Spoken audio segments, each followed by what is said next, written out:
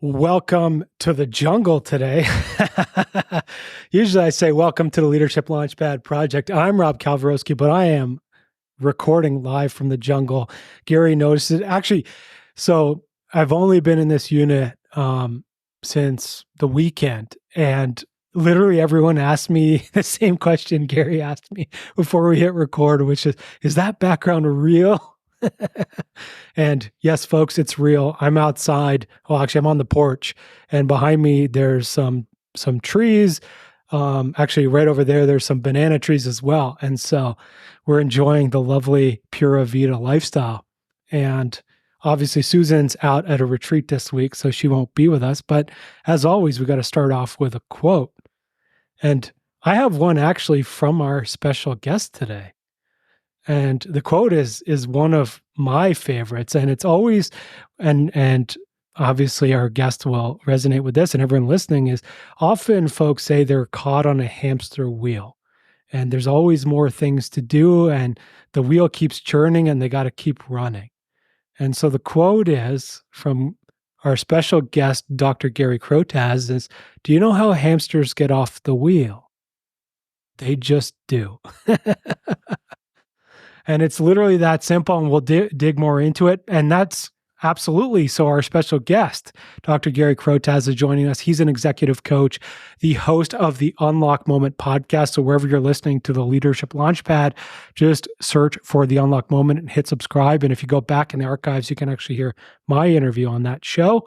He's also the award-winning author of The Idea Mindset. So check that one out. Number 2 global thought leader in coaching, and a member of the prestigious 100 Coaches Agency. 100 Coaches Agency. Gary, how are you? Rob, thanks so much for inviting me to your banana plantation. I do want to know where in the world is this banana tree you're sitting in front of right now? It's just outside of San Isidro, Costa Rica. And so it's incredible. The weather, it was funny actually, earlier this week, it was minus 50 degrees Celsius in Edmonton. And I was sitting down here at plus 30-ish. And I was like, this is why we moved. There you go. Yeah. Here in the UK where I'm recording from, it's kind of minus 3 Celsius. So what's that about minus, I don't know, minus 5 Fahrenheit, something like that. Sorry, 27 Fahrenheit, something like that. So yeah, it's pretty icy and not very cold in the UK, feels really cold. And we do very badly with things like snow, like a few millimeters of snow will make the country grind to a halt. We don't have snow plows and all that kind of stuff. So yeah, it's just getting to that time of year. Absolutely. And soon we'll be hopefully out of it. But Gary, first off, I want to talk to you about your quote about hamster wheels. So tell me a little bit more about what inspired that quote, and how do you start to use that with your leaders? It came from a week where multiple people in coaching sessions had said basically the same thing. They said, just caught in the hamster wheel. I'm just working long hours. I don't have time to stop. I don't have time to think. I don't have time to plan. I don't have time to change. I'm on the hamster wheel. And I was just like, I used to have hamsters. We used to have hamsters when we were growing up, golden hamsters. And I was like, how do hamsters stop on the hamster wheel?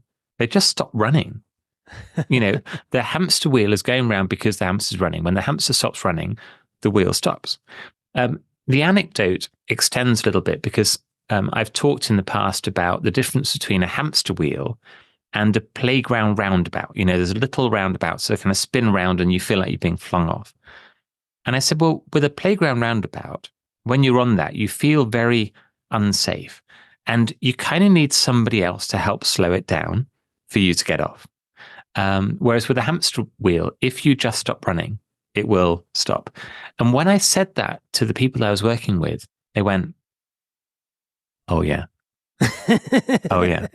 If I were to just stop running, then my hamster wheel would stop. And I have agency. I have the ability to choose. And that's the power of it, that it's like, it is within your gift. Maybe not entirely within your gift, but they're feeling like they have no control. And I'm going, well, you kind of do.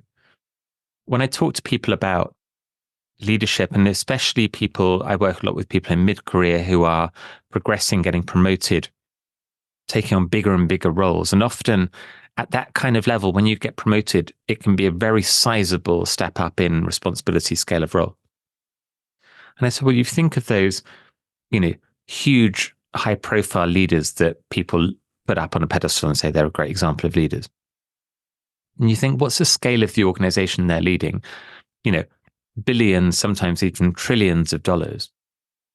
And they still have the same 168 hours a week the rest of us do. How they do it? Well, yeah, they've got a great team around them, but they still have to manage their own time. And the answer is they're going to be incredibly good at very strictly managing their time and protecting the time that they need for their home life, for their partner, for their kids, whatever else it is.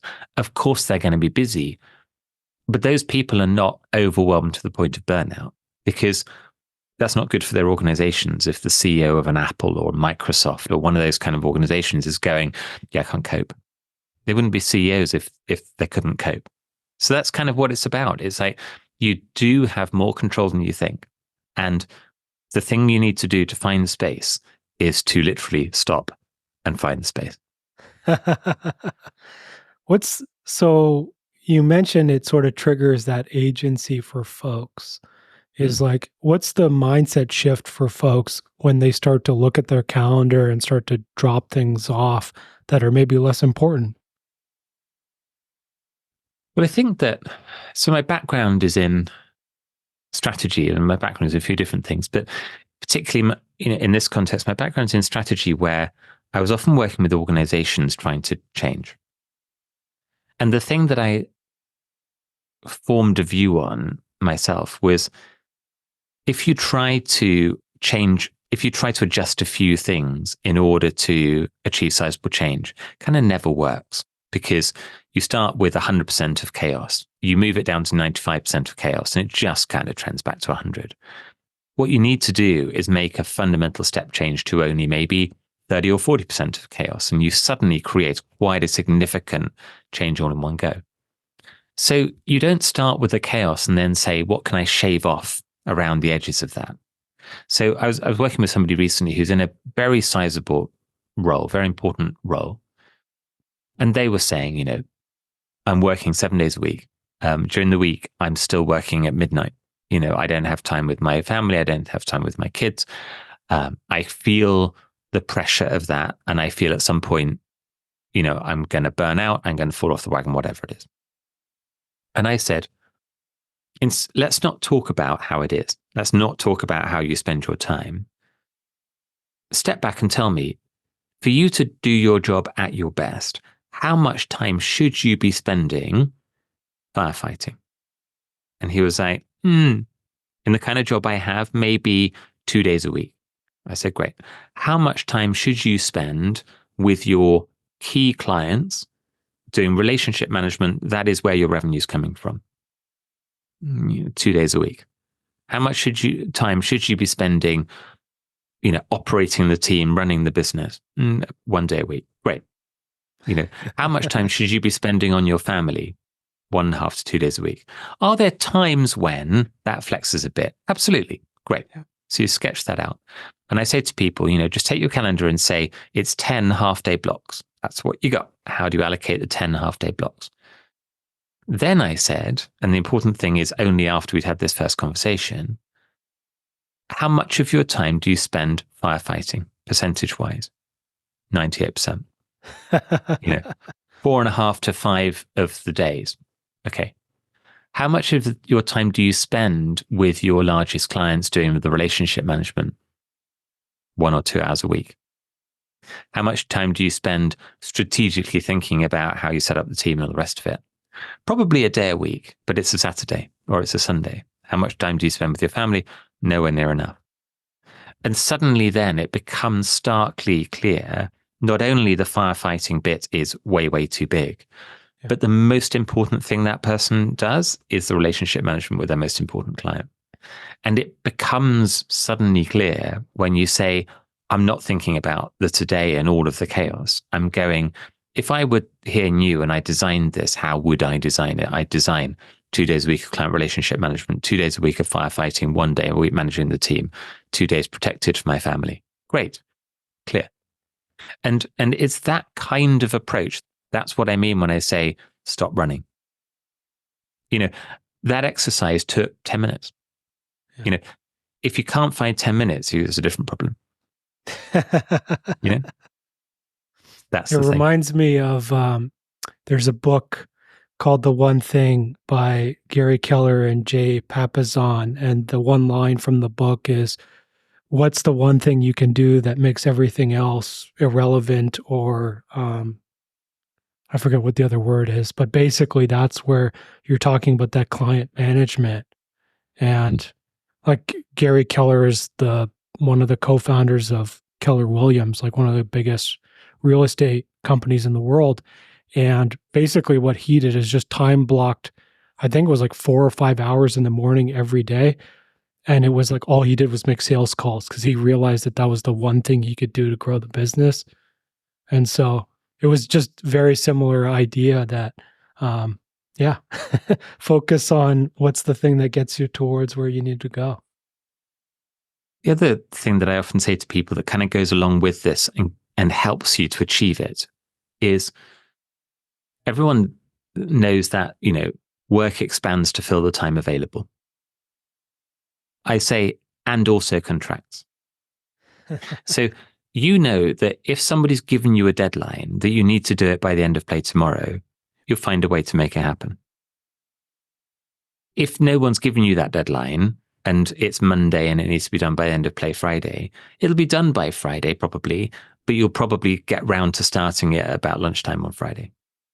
So I say to people, give yourself a tighter deadline, because that if somebody else gave you that tighter deadline, you'd find a way to make it happen. So just be that person. Give yourself the tighter deadline. If it's an important thing, with the tighter deadline, you'll still get it to a stage where it's at the quality level you need, because that's your responsibility to do that.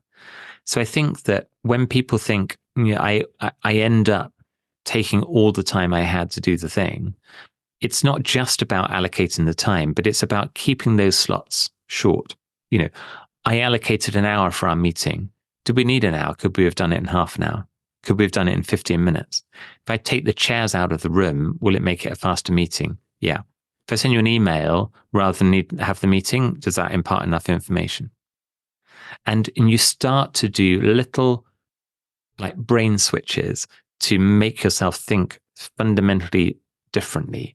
And that's how you start to clear the time. And then when you've cleared the time, and I wrote about this in the Idea Mindset, I said, if you've cleared time in your diary and freed up that day, then you need to protect it as if it were a kitten. So what do you need to put around that day to make it that other people can't now book meetings in your diary because they see you're available? How do you make it so that what you do put in that time is really valuable? You don't just end up spending that day with a bunch of random coffees of no import. How do you say, I'm actually going to think, okay, I've got this really precious day. I'm going to make sure that everything I do with it is a really important thing for me, whatever the measures of importance are. But how do I do that? And maybe switch off your phone and maybe block out that time in your calendar so other people can't book into it, so that it protects it for the reasons that you created it, that space. Yeah, I love that. And it's both for me, and this is the approach I'll always love, is it's both the mindset and the practicality. And so it really ties both things together, which makes it something that folks can implement. Yeah, it's really right. When I was in my last major corporate role, I was on the executive team of a global luxury retailer, and I happened to join 5 weeks before COVID hit. And so I was there in an interim role for the first 6-7 months of the COVID pandemic. And one of the things that was part of my role was chairing the COVID committee. So the committee of people coming together to try and figure out what on earth are we going to do when we don't know. And one of the things that we were looking at was, how do we make sure that the key decision makers have got the time to be able to do whatever they need to do to manage this crisis, at the same time as also having to run the business that was just as much activity as it always was before. And we came to this question of how do you find the time? And I said to the leadership team, how much time should we be spending if you were to design it from scratch in a world that lots of other people are busy running the business and they know how to do that. They're good at doing that, but it's not their job to worry about where we're going to be in 2 years' time, 3 years' time as we come out of this pandemic. And the team said we should be spending 3 days a week on the big picture. And we should be spending 2 days a week on overseeing and running the day-to-day. And I went, great, did the same thing. Get their calendar, actually look at their time and say, well, how much time are you spending? And again, the answer was 98% running the day-to-day. And then the occasional slot of time, but we're really busy, so it's very difficult to be able to step back and think about the big picture. And I said, but in the context of the whole organization, it's only this group of 4 or 6 or 8 people who are doing any of that, really. Everyone else is focused on how on earth are we going to get the store open again? How are we going to get customers walking around the stores? How are we going to get the next season of product in when it's manufactured in Italy or manufactured in China or whatever it is? And then you start to get into the detail and you say, well, where does this come from? And one of the members of the team was doing an amazing thing in spending lots of time one-on-one with people, which is really powerful, impactful time. Until you add up and say he had 45 one-on-one meetings in his diary every week. And I know where that came from. It's because it's a person who really valued one-on-one time with people. And they really appreciated the access to him. And then we had a very practical conversation about how many can you actually do reasonably with all the other things you need to do. And the answer might have been, I don't know, 15 or 20, something like that maximum. So have fewer, have some people you don't meet, have some people you meet in groups, not individually, meet them for half an hour, not an hour, meet them every second week, not every week. You know, you start to, again, just make very practical steps. In a time like now, when so many senior leaders are overwhelmed, to become whatever the opposite of overwhelmed is, whelmed, to become only whelmed, ultimately, it's quite simple and also really difficult. The simple is the solutions are simple. You set out your diary, you put it into 10 half-day blocks.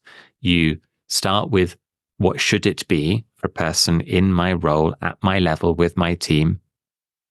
And then you go, what actually is it? And you look at the difference between the two. And then you take some simple steps. And they're not going to be, they don't need a PhD to go, I could have that meeting every second week. I don't need to have that meeting at all right now, whatever it is. It's really hard to do because if it was easy, we would have all have done it. And the reasons why leaders are not doing it is because they're running on the hamster wheel, mainly. Sometimes they're in a habit, which is a little bit different from being overwhelmed. And often it's the combination of the two. It's when you're overwhelmed, you go back to your habit. And your habit is, I like to meet people in person. I like to meet them individually. I like to be in all the meetings. Years ago, I was working with a very successful CEO. And I said, here's all the meetings we have. You come to all of them. People appreciate your commitment and your interest and your involvement. In some of those meetings, because you're there, a lot of people don't speak because they don't feel that they're comfortable to speak in your presence. And we can report some of the outputs of those meetings. You don't necessarily need to spend your time in them. And the response I got was, I can decide which meetings I go to because I'm the chief executive. And I said, and you absolutely can. It doesn't mean that you should, but you absolutely can. And over a little bit of time, we got to a place where the question is, what are the things that only you can do? And then you say, you should only be doing the things that only you can do. And that's a really interesting phrase. When you ask people, what are you actually doing? Well, I'm meeting with the people, but also I'm scheduling those meetings. So I'm going to and fro on email. And you go, could somebody else do that? Yeah, they could. Then they should. If it's the stuff that only you can do, which is run the meeting, of course, that's your bit. As soon as somebody else could do it, you should be looking to find a way that they do it to free up your time to play your role. Another question I always like to ask on that is, what benefits are the folks getting from keeping status quo? And that's often, there's a part of them that wants to overachieve or see like they're doing all the time, or in the case of one-on-one meetings, it's like maybe they want to feel seen and valued and heard, and those are often, once we start to recognize those, then we can start to both do the practical, but also make the switch. I think that's right. And I think that a lot of people are talking at the moment about a very important theme of the art of letting go. And letting go feels vulnerable to a lot of senior leaders and middle grade leaders, because they feel as though people are going to think that they're not important anymore, or they're not necessary anymore because they're not doing the critical thing that keeps the factory running or the show on the road. But of course, when you're looking at people and saying, who are the senior people in the room? They are demonstrably the people who know where they should play, where they play at their best, where they play uniquely, and they demonstrate they're really, really good at letting go. I was coaching last year or the year before a new C-suite executive in their first C-suite role. And we were talking about the shift from being a great functional leader, number one in your function, director level of your function, to now I'm in the C-suite. I'm together with my colleagues running the whole business with a functional expertise. I absolutely wear a hat of, this is my area, but there's no area when you're on the C-suite, there's no area of the business where you go, that's not my business. That's not something I have to worry about because you're the C-suite. And we were talking about examples of other people that do that well and role model that.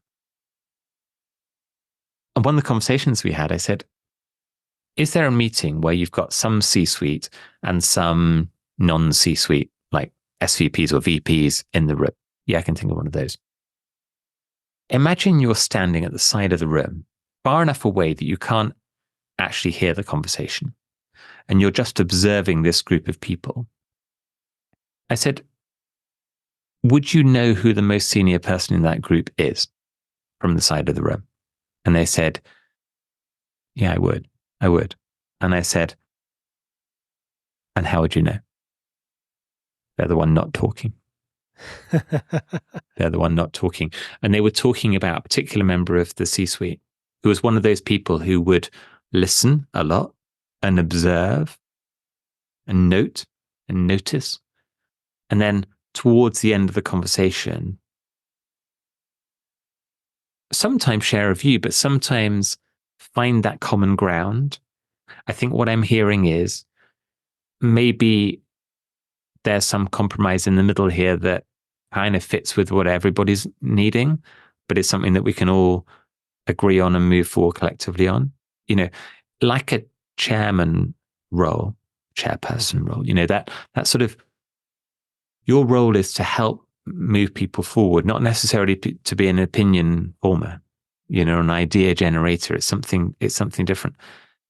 And for people who are looking to progress in their career, not everybody's looking to progress in their career, but for people that are looking to progress in their career, there becomes a point where it's no longer about, did you do the most hours? Did you create the most volume of stuff? Did you create the most detailed presentations? It's more about, did you do the right thing? Did you make a wise recommendation? Did you bring people together effectively? Did you inspire people? Did you role model the culture that we want in the organization? That's what leaders are doing that managers are not necessarily doing. That's something I see a lot.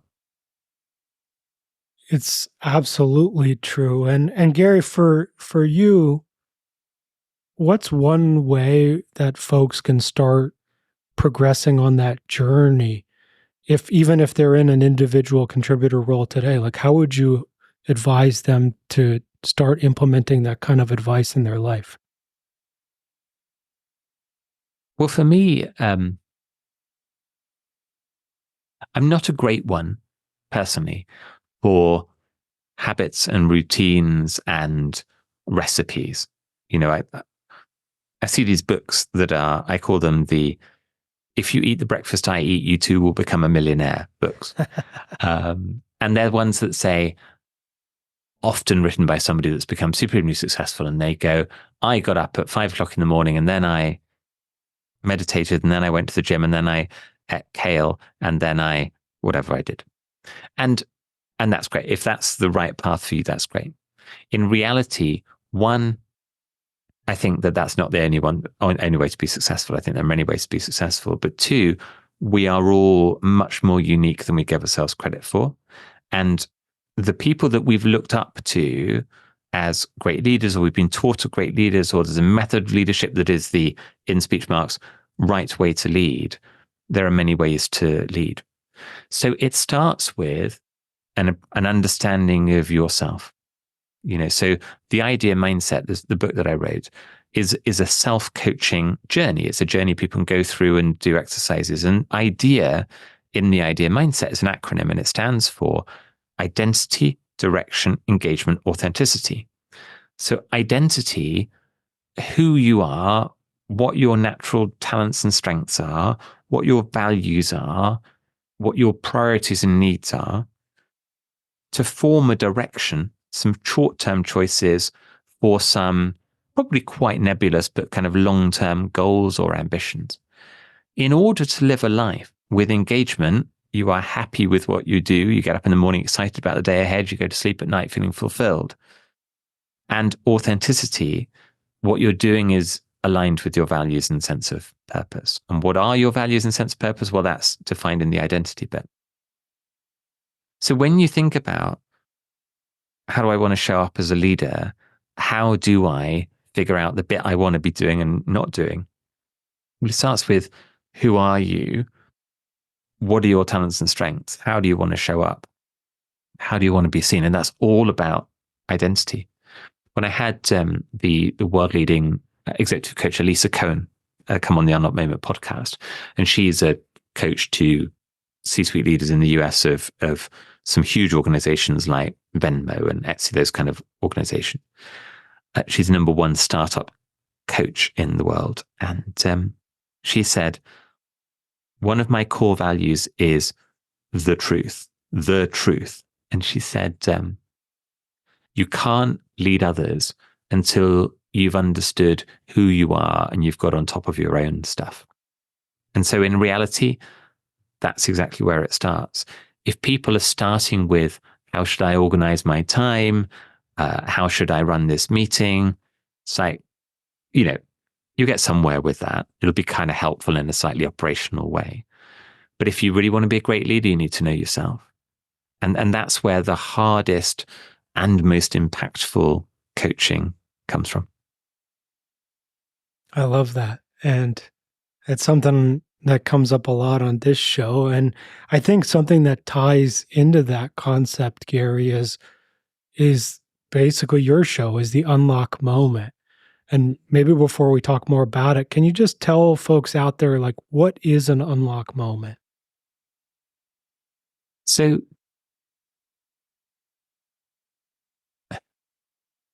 I wrote a book. I wrote a book of homework exercises for people to do so they didn't need to pay for an expensive coach like me to figure out their path ahead. And that's the idea mindset. And I published the idea mindset in January 2022. And I'd been coaching some people who were going through and doing those homework exercises between sessions. And I started to notice people going, they text me or they call me and they go, I've just figured it out. I've just figured something out that has been unclear to me for a long time. And suddenly it's just clear. It's just clear. And I'll tell you, the first time I named it an unlock moment, I was working with an actor who was a not very successful theatre actor in London. And he was being paid a pittance to be in the kind of show that's in a theatre above a pub with, I don't know, 25 people in the audience, something like that. And people around him were saying, what you need to be doing is you need to be getting on bigger stages and in bigger roles and get into a bigger show and get into a touring show and then get on the West End stage or Broadway and then win an award. That's what you should be doing. That's the path to success. And he went, I don't know that I'd be happy doing that. But then if I pursue the things that make me happy, well, I quite like being in this kind of show where I'm paid almost nothing. I'm living with my parents. I don't have prospects for the future. So I've got this dilemma of, do I pursue happiness, which may be financially a disaster, or do I pursue success, which I don't know that would make me happy? And he and I talked about this for quite a long time, a number of months. And he describes, he came on episode 1 of the podcast, is his story. And he said, I was so frustrated with you because you wouldn't let me not think about that question. And then he did get into the international touring production of the show School of Rock. He was in the ensemble and he was in Korea. And he texted me, and the text landed on my phone at 4:00 in the morning. And I hadn't switched off the pings on my phone, so it woke me up. And this text said, I've got it. And I texted back, what? And he said, I want to pursue happiness. What do you think? And I said a very non-coaching thing, which is yes. And he went, why are you so sure? I said, it's 4:00 in the morning. You've been struggling with this for months. You've decided that you need to text me. There's probably something in it. And literally last week, and so this was about 2 years ago, he recorded and told the story in the podcast. Last week, we recorded the sequel. So it's not come out yet by the time we're recording in your banana plantation. And he's telling the story of what happened after that.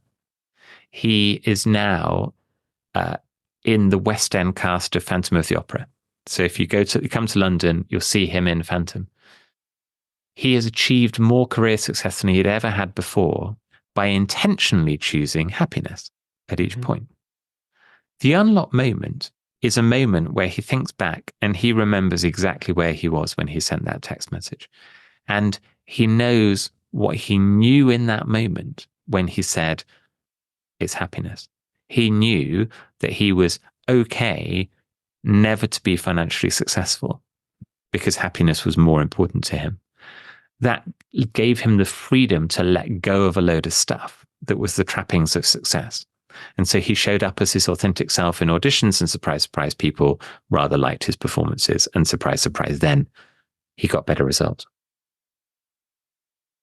The unlock moment, by definition, is a moment in your life or career when you think back maybe 10 years, 20 years, 30 years, and you remember exactly where you were, who you were with, what you were thinking, maybe what you were wearing, maybe what the weather was. A moment when you had a flash of remarkable clarity about something that helped you figure out the path ahead. It is not necessarily a moment where you made a decision. It's not necessarily a moment where you actually acted on it. So when you say to people, tell me the important or memorable moments in your life, they go, the day I got married, the day my first child was born, the day I quit my job and walked out. The unlock moment is, tell me about the day you knew you were going to do that. Yeah. Oh, that's different. That's 3 years before, 4 years before, when my boss said to me, I'm not sure you're going to make it. And I went, I don't think you see my full talent. That's the unlock moment. And then I ask, what did you know in that moment that you didn't know before? And they go, that I know I'm good enough, for example. And then you bring them to the today. And the thing that I found remarkable about the podcast is that in these conversations, literally in the conversation, people will say, I've never made that connection before. Mm-hmm. I've never realized that the reason why I'm doing what I do now and the way I do it and why I do it links back to that person who knew they were worth something and other people didn't believe in them. And that's the power of it. So you are thinking about a moment that is not the normal moment you think about, because you think about the day I walked out, the day I got married. Sometimes your unlocked moment is walking the dog. Sometimes your unlocked moment is doing the washing up. Sometimes your unlocked moment is, I talked to somebody today about an episode we're going to record. And she says something quite remarkable that nobody else has ever said before. She said, I think your unlocked moment happens when your brain is so disrupted by other things going on that it prevents the executive brain that knows what the answer is from doing its normal function. Uh-huh. So that's why it happens when you're walking the dog, doing the washing up, thinking about other things. Because you're not doing your normal logical thinking about, so what is the path ahead? What is my next thing I should do? And so it shows up typically at a time when you're not trying to make it happen. Do you remember back when we recorded what you said your unlocked moment was? Yes, it was when I was in a ketamine session in my psychiatrist's clinic, and I saw basically who I could be. And it was sort of like this moment where it was like, oh, that's who I am. And you're right. That was before I quit my engineering job. That was before I did the coaches training. That was before I did all the stuff. But it was very much like that catalyst moment, which was like, oh yeah, I can actually do this. Right.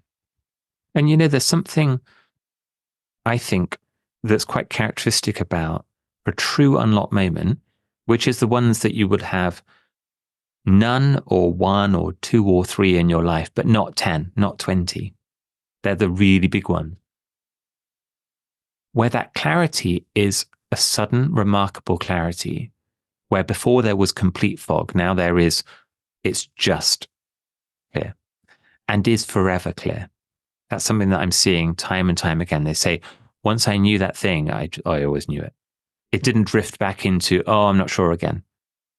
Then it wasn't an unlocked moment. People do talk about an unlocked moment, which is kind of like the little progressive incremental understandings we have. You know, I understand now, I've done this training course. Yeah, it's quite useful to have some more skills. That's good to know. That's an unlocked moment of clarity. The unlocked moment is the one where you go, yeah. I talked recently to Micah Libran, who was one of the Gallup's top strengths coaches and has recently in the last year or so gone independent. She describes her unlocked moment, which is a moment of clarity that led to her leaving the broadcast media career she was in and eventually to join Gallup. She said, I was driving my 1997 Honda Accord along Rosa Parks Way in Lincoln, Nebraska in the rain, and I stopped at a stoplight. And in front of me was a Jeep. And on the back of the Jeep was a wheel and the wheel cover. And the wheel cover said on it, life is good. And I looked at it and I went, I should feel that. And I don't. And you hear that incredible clarity. She was going back 15 years to tell that story. That incredible, it's like she's right there and we're right there with her. It's so powerful. I didn't start the podcast knowing all this was there. I started the podcast because I was curious about people and I love being in conversation and exploring these kind of stories. And then, you talk to, as you do, you talk to lots of people and you start to see the patterns. You start to hear particular stories. And you're like, I understand something more about this that I didn't understand before. And I was talking to this person earlier today. I said, I feel as though I am on a journey of discovery of what a real unlocked moment is, how it works, how it changes your thinking, how it can change your life, what to do with it once you've found one. Yeah. And, I feel like I'm on the foothills of discovering that now. And I hope that people that listen to these stories, I want it to feel like they're on that journey of discovery with me. I don't want it to be like, come here, it's all sorted out. It's like a textbook, I'm just going to explain to you this thing because I don't know the answers. And for the best guests, neither do they. And I guess you must find that too when you're talking to people who are figuring it out in the moment, whatever it is. It's such a powerful conversation around leadership and about growth and about learning and all of that. I know you know this, but I love the stories of folks and their journeys to where they are. And it makes me, when you mentioned about the executive function of your brain, it kind of clicked for me and it makes sense because literally what ketamine does is it makes a lot of your executive function go offline. Right. And so that would make sense. And yeah, it's very interesting. Yeah, I got to chew on that some more, but it's interesting. Isn't it? And I think that, what does that tell you? It tells you that you're tripping yourself up all the time because you're allowing your executive function to do the thing it always does, which is to reduce risk, to save you, to put you somewhere comfortable, which is often somewhere habitual, or it's somewhere that is repeating somebody else's path. And, we're sitting now at the beginning of 2024 in one of the most disrupted moments in history, post-pandemic, pretty much post-pandemic, but with huge amounts of turbulence and change in the world, in war, in politics, in commerce, very uncertain. And so more now than ever before, we've got a body of knowledge that we know from how it always was done, should be done, could be done. And yet when you play those playbooks, today more than ever before, it doesn't always work like that.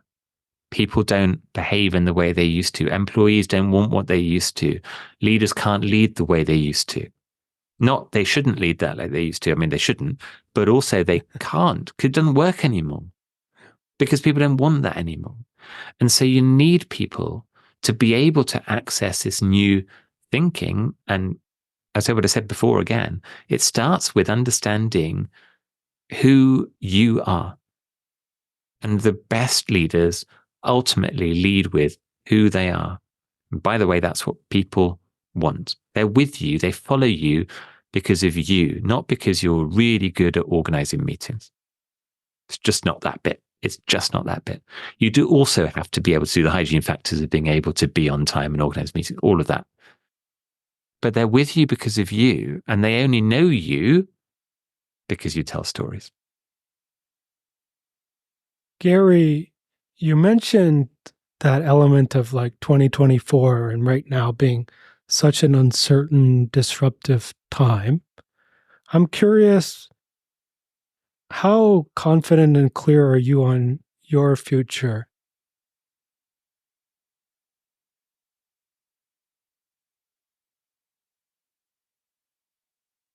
I was very recently in a conversation with a group of coaches that I meet with once a month, and we talk about coaching, our work, and future plan, and whatever. And the coach that runs that, this very experienced master coach, her opening question last time was, how are you showing up? And what do you know today? And I said, that's an interesting question. You could answer it many, many ways. The way I answered it was, I said, I know it's coaching for me. And that was important because it's kind of the first time that I got to a place where I felt I don't necessarily know where or how or with who or how it's going to evolve, but I know at the age of 47, going on 48 this year, I know this is what I want to be doing. I have finally found my path, and my path, for those that don't know a bit of my background, I trained in medicine, did a PhD in a science lab, was a professional ballroom dancer, spent 10 years in management consulting, strategy consulting, and then 7 years in retail. And then in my mid-40s, retrained to become an executive coach. So I've tried a lot of different paths. There are common threads in there, which we could talk about, but it's very impactful for me to say, I think it's coaching. What you'll notice when I say that is that's a pretty big target, and intentionally so, because what I know from my own journey, and I'm very comfortable with now, is I don't need to be very specific about what that is. I can be a bit more specific now, but when I talk to people about direction in that identity, direction, engagement, authenticity path and the idea mindset, I say to them, the direction that matters right now is the choices you're going to make tomorrow. If somebody calls you and offers you a job, do you go to the interview or not go to the interview? You've got to make a call. So how would you know? You don't actually need to know where you're going to be in 20 years' time, really. But you can think about some of the themes that are important. So in that journey, in those homework exercises, I get people to think about, do I want to be an expert or do I want to be a generalist? Do I want to do a portfolio of different things, or do I want to focus on just one thing? Do I want to invest a lot more to get there, or do I feel like I've done all my investing and I want to start taking out? Do I value power over money? Do I value money over happiness? Do I care about building a legacy or not? Those are the kind of questions that I ask people, which are intentionally quite nebulous. And really what you're doing is you're taking complete fog and forming it into some still quite nebulous, but still sort of clouds, like landing zones, if you like. Because I know in reality, somebody could call you tomorrow with an opportunity you'd never imagined. What matters is, how would I decide whether to go with that unexpected opportunity? And the answer might be, well, I want to be an expert. Is this taking me down the expert path? Yeah, actually. Okay, give it a go. This is taking me down a very different path. Maybe this isn't the right one to go for. So how certain am I? I'm certain it's coaching. I'm pretty certain it isn't only coaching. I would say it's coaching probably with writing, I love podcasting. I love speaking. I don't think it's going back into a job, into a normal job, but history says never say never, but I don't think it's that.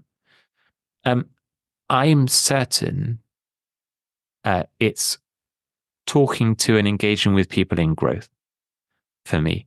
I'm certain it's working with people with extraordinary goals, whatever those are. So when I describe the kind of people I work with, I say they're people with extraordinary goals. For some of those people, the extraordinary goals is genuinely something incredible. I want to be the CEO of a huge business. I want to win the Olympic gold medal. I want to be the first person from my country to achieve a certain objective. For other people, their extraordinary goal is, other people don't believe I'm capable of this, but I believe I am. And so my longest standing coaching relationship of everybody I've ever coached, I'm still coaching this person, is a person whose extraordinary goal is to land a particular role, which other people would say is not extraordinary. But if you understand the context of this person, it's absolutely extraordinary. And that's important. That's important that for me, the people I want to work with, it's not about the money. It's not about the status. It's not about, some people go, I want to work only for people that can pay this certain rate. I go, I'd work for free if it's the right person to be working with, if I can help them and if we're a fit.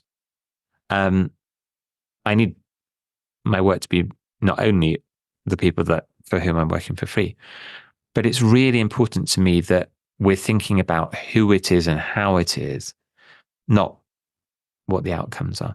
So I'm clearer and clearer on that. And I'm clearer and clearer about being willing to make much, much bigger compromises than 5 years ago, 10 years ago, in order to make that happen. So if to do the thing I love to do doesn't earn as much money as I used to earn as a senior executive in retail, then I just need to adjust my cost base to fit with that, to enable me to do the thing I love to do. And that's the engagement authenticity piece. For me, the authenticity is I'm only following my purpose if I do a thing that I can say hand on heart, that's what I should be doing with my life. And I fit everything else around that. And I find a way to make that happen. That's important. I love that. And it's something I just want to echo here is the reason I asked that question is on this show, we talk a lot about self in IFS terms, but it's like the true self or the unconditioned self, however you want to coach it. And yet there's characteristics of self, which is clarity, confidence. And it's not that you know exactly like a year from now, I'm going to be X, Y, and Z, but it's you're clear and confident in yourself in navigating any disruption that arises or any opportunity that arises. And that's when you know that you're on the right path. And so I wanted to just echo that for the leaders out there is if being where you are feels very uncertain and you feel very chaotic, it's more digging into who you are and uncovering those things. So then you can at least be clear and confident in yourself to navigate all those challenges or anything that comes up. And I think here's my build on that. So people, when I was writing the book, people asked me the question, they said, when you've done this journey and you've figured out your identity and your direction for a future with engagement and authenticity, your idea mindset, what is that? What do you get? And I went, what do you get? That's interesting. I say, really interesting question. And to answer it, I thought about myself and I thought about other people that I knew where I felt like they were really clear on who they were, what they stood for, what their strengths were. They weren't necessarily clear on the path ahead, but they were clear on the immediate, it was easy to make immediate decisions. And they loved what they do and they were authentic as in themselves. And I said, this is how I describe it. It is clarity, but I call it triple clarity. The triple clarity is clarity of thought, clarity of decision, clarity of action. Clarity of thought is, I know what I think. So if I feel that something is a risky thing to do, I'm clear on that. I'm not doubting myself. I'm not sort of double thinking myself. I just go, yeah, it's quite high risk. End of thought. There's not a, did I get that right? Should I think differently about that? It's just, that's quite a high risk thing to do. Great. Clarity of decision. How do you decide? Not what do you decide? How do you decide? I decide whether I'm going to go for the role or not based on promotion. I decide whether I'm going to go for the role based on balance. I decide whether I'm going to go for the role based on peer comparison. Great. Just understand what are those factors that enable you to decide. And then clarity of action. Therefore, I know what I'm going to do next. I need to build my network. I need to develop my skills. I need to figure out my long-term goals. Great. Okay, do it. With that clarity, I don't quite use the word confidence because confidence, I think, can imply an expectation of the future. I think of it as being assured. And those people feel calm and clear, and it feels simple to do what they do. Are they on the right path? I don't know. Because we don't know. because we don't know. So there's that sense of, is it the right path? My question is, could you know? Could you know it's the right path? If it's not possible to know that's the right path, or if it might be that there are multiple paths and this one's a good one, but there are also other good ones, I worry less about that. I think about, are you comfortable with the decision you made today? And if it goes well, you'll celebrate. If it goes badly, you'll figure it out. When I left medicine, so I was 28, I'd had my unlock moment the year before when my unlock moment was, you don't have to do this career if you don't want to. I was in the corridor walking through the lab just randomly one day and I went, oh, yeah, I could choose to do a different career. When I didn't know at that time, a year before I left, what options were available to you if you'd spent 7 years in medical school and done a PhD in a science lab. My action was, I'd better go to the career fair and go and meet some people. And then I discovered a thing called consulting. And I went, that's quite interesting, because they also ask difficult questions like doctors do, but without the need to acquire all the knowledge to start to add value. But I didn't know until I had to officially quit and officially start my job, whether I'd enjoy it, whether I'd be any good at it. And I think if I'd worried about, is this the right path or not, I probably wouldn't have moved. I had to go, and I did go. Am I going to throw myself into this with both feet? Because, by the way, I know that I won't succeed if I don't do that. Yes. Imagine it fails. I'm 3 months in, I hate it, I'm useless at it, and I get fired. What would I do? And the answer can't be go back to where you were. Because in publicly leaving medicine, I had forever created a black mark on my medical CV. And I was like, I'm not going to spend the next 40 years explaining why I once quit. So I said, okay, I don't know what I would do next, but I do have the clarity that it's not to go back and do the thing I was doing before. And I am clear that it is on me to figure that out. So that's to that point of, you're clear, you're assured, not necessarily confident, but just a little bit logical, a little bit, I've decided, I've set out a plan, and that plan includes, if it goes well, I do this. If it goes badly, I do that. I'd still be okay with it. If it had all, gone to pot, would I still, I'd still want to look back and say, it was still the right call to move. Because at that time, with the information I had available, that was the right decision. That's what's important. When I'm working with senior leaders, and I'm working with a lot of leaders who are in that mid-career point of going, hang on, I don't know that I love what I do. I don't know what I do want to do next. I've invested so much. It would be so easy to stay here earning, good money, but being a bit disappointed with my life all the time. Why would I step out and do something different? And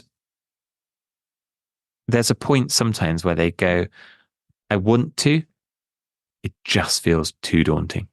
Mm-hmm. And that's when you go through this process, they go, I think I want to try, because I don't want to be the person that didn't try. That's what it comes down to. I love it. Gary, we got to wrap up, but we got to ask you the question we ask all our guests on the Leadership Launchpad is, what legacy do you want to leave on the world? One of my questions in the idea mindset. The question that I ask is legacy important to you? Or is legacy not really important? Honestly, authentically, 3 years ago, I think my answer would have been, legacy is not important. Now I would say, I don't know the answer to that question. I'm pretty sure it isn't legacy is not important. I don't know what form I want legacy to be, but I think that I feel as though in what I do now, more than ever before, I have the ability to change someone's life. And I think that a lot of people, they talk about my mission in life is to impact 1 million people or 1 billion people, make 100 millionaires, whatever, that kind of stuff. I'm just saying, if there's one person who was touched by the work I'm doing now and it helped them to think a little bit differently and live life a little bit more freely and maybe give them that a bit more assuredness, a bit more clarity to do something that's important to them, I'd be really happy. I'd be pretty happy if the work I was doing was good enough that there was even a chance that could happen. That's where it is for me. Maybe that will change over time. But yeah, it's interesting because with legacy, I feel like it's emerging, but I kind of don't know what it is yet. Well, I'll send you an exercise for that afterwards. But I would say, Gary, you've already described a moment of legacy and how you define it from the actor who is now in Phantom. Yeah. It's an amazing story. And he's very, very articulate. It's worth catching. He's called Sam Horton. It's worth catching both his introductory conversation and the one we've just recorded, where he reflects back on what happened next. And one of the key questions I asked him was, because it's such a fundamental thing that he was facing into, do I pursue happiness or pursue success? And I've had CEOs who've listened to that episode and they've said, that was really impactful for me, even though it's a completely different world. And one of the things that I really appreciated for him, I said, in practical terms, what did you do differently? And he talks about the song choice at audition. He went, I stopped coming with the song I thought they would want to hear me sing. And I showed up with the song I like to sing. And I went, they don't like it? It's okay. And I went, it's the same with the CEO standing up in front of the leadership team for the first time. What are they going to say? Don't read the book and go, yeah, it says that in your first meeting, you should cover these 5 points. Say whatever you want to say. There is no right or wrong. It's not for me or anybody else to tell you. And if you don't know what to say, you wouldn't be the CEO. That's important. Amazing. Gary, it was an absolute pleasure to have you on the show. And of course, we're going to have you back because I'm sure we could go for another few hours here. For folks out there, of course, wherever you're listening to the Leadership Launchpad, Google The Unlock Moment and you'll be able to find it on the same podcast platform. So hit subscribe and drop a rating and review. Check out Sam Houghton's interview and mine as well, of course. And then also, if you're checking out some books, head over to Amazon and get The Idea Mindset and start to work on both yourself and the legacy you want to leave. Now, Gary, and also you can check out GaryCrotaz.com for all of your stuff. And then obviously we've dropped Gary's LinkedIn in the podcast notes as well. Is there anywhere else you want folks to find you, Gary? I would say on LinkedIn, I'm very active on LinkedIn. So do reach out and connect with me on LinkedIn. Very happy to have a chat there as well. But everything you can access through GaryCrotaz.com. That's probably the best starting point for all of these things. And yeah, Rob's conversation on The Unlock Moment is not only an amazing conversation, but I've had fantastic feedback from people who just your journey and your story has really resonated with people, and your ability to speak so openly and with great authenticity and vulnerability is really appreciated. So absolutely, people should come and find our conversation on The Unlock Moment. Thank you so much. And of course, for those folks, Gary, you're welcome to pass them my way. I'm happy to chat with anyone. So of course. And yeah, for all of our stuff, well, one is hit subscribe to Leadership Launchpad Project and drop us a rating or review on Apple and Spotify. And then everything else, elitehighperformance.com. So check that out. And yeah, Gary, it was an absolute pleasure.